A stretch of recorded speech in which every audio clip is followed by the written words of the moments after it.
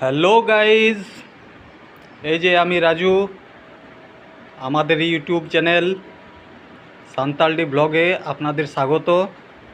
এই যে আমার ছোট্ট ভাইজি সকাল থেকে ডান্সে মগ্ন, পড়াশোনার নাম নেই ওর।